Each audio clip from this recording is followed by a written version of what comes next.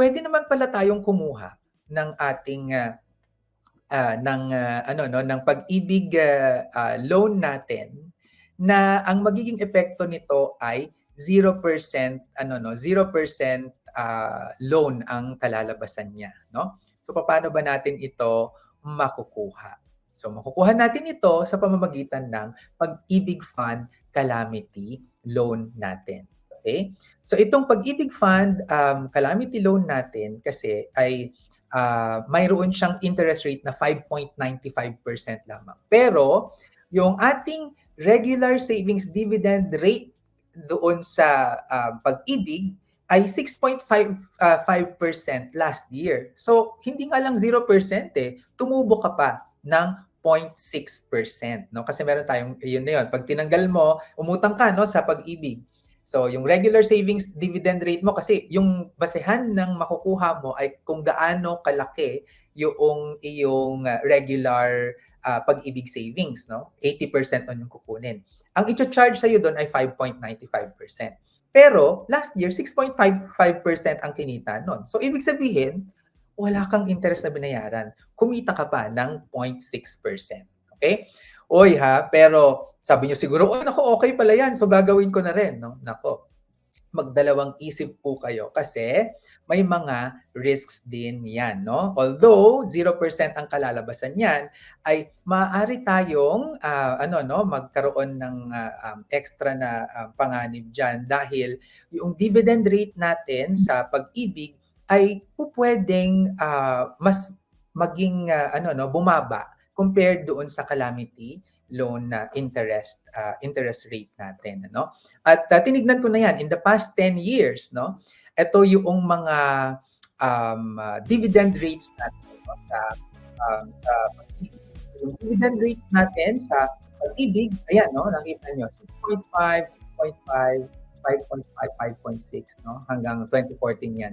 At out of the 10 years na ni-research natin ay 4 yung nag-fall below ng 5.95% na calamity loan. So ibig sabihin niyan, babayad ka ng interest pa rin, ha? Hindi magzi-0% 'yan. Okay? So yun lang ha, titignan natin diyan. Pero interestingly ha, pag i-compare natin yung ating P1 na dividend rate compared sa performance ng stock market ay di hamak na mas maganda pa rin ang performance ng regular savings, no, in the past 10 years compared sa stock market. Okay? So kung makikita ninyo, 2 beses lang nas maging mataas yung stock market. 2017 at saka 2014. Lahat na po ay mas mababa siya. Okay? So ano pa yung mga risks involved aside from the dividend rate that may fall below the calamity loan interest rate? Pwede rin kasi na ma-charge ka ng 12% na per annum na interest, na penalty kapag nagkaroon ka ng delay sa pagbabayad mo, no? Magkakaroon ka ng 12% niyan. So dadagdag 'yan, ano? And so, kapag napabayaan mo siya, this may wipe out your Pag-ibig savings. Kaya mag-ingat po tayong mabuti diyan. Okay? So, yan, no? So, parang titignan lang natin, review lang natin ano ba yung ating Pag-ibig calamity loan. So, ang ating Pag-ibig calamity loan po, ito po ay isang cash loan facility na nag-a-assist sa mga Pag-ibig Fund members na naapektuhan sa mga areas na na-declare na state of calamity at kailangan ng immediate financial assistance so that they would be able to recover. So ang interest rate nito 5.95% po, no? At payable within 24 to 36 months, no? Yung ating pwede na pagbabayad diyan. Okay? So until when tayo po pwedeng kumuha ng ating Pag-ibig calamity loan, no? So within 90 days, no, na declare yung state of calamity ay pwede tayong makapag-apply, no, ng ating Pag-ibig calamity loan. At paano naman tayo magka-qualify diyan? So titingnan lang natin at susundan ng mga sumusunod, ano? Kailangan po tayo ay may at least 24 na monthly membership savings at tayo po ay active. Meaning meron tayong 6 months na, meron tayong at least 1 na ibinayad in the last 6 months, no, prior to our application doon sa ating regular Pag-ibig savings, no? Kapag po meron tayong existing na housing loan, multipurpose loan, and calamity loan, no? Dapat ito ay on time lahat. Ano? At siyempre, kailangan din natin magpakita ng ating proof of income.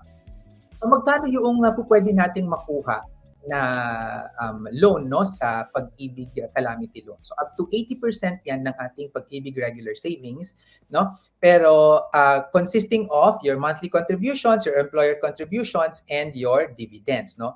Ima-minus naman yung balance kapag mayroon tayong multipurpose loan at saka meron pa tayong existing na calamity loan. So in my case, ito po yung aking Pag-ibig savings. So makikita natin diyan ang aking total employee contribution ay 38,000, ang aking employer contribution ay 23,000, tapos ang dividend naman po ay nasa 38,900, no?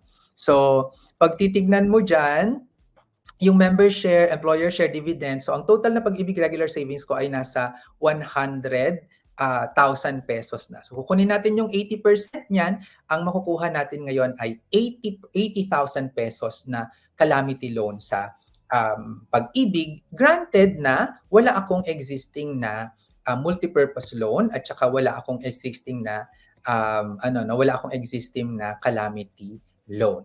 Okay? So saan tayo pwedeng mag-apply? Pwede po tayong mag-apply online sa Pag-ibig, virtual Pag-ibig natin. Pumunta lamang po kayo sa pag-ibigfundservices.com/virtualpag-ibig_profile/verification.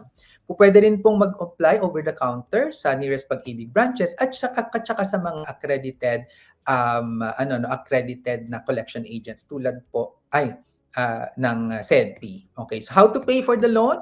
So pwede po sa virtual Pag-ibig, pwede rin over the counter, sa mga branches, pwedeng via salary deduction sa employer ninyo, sa mga accredited collection agents, at ang accelerated payments po ay accepted po ang mga yaan. Okay? So, yan ako si Sir Vince, nagsasabing ang pagyaman na pag-aaralan at napagtutulungan.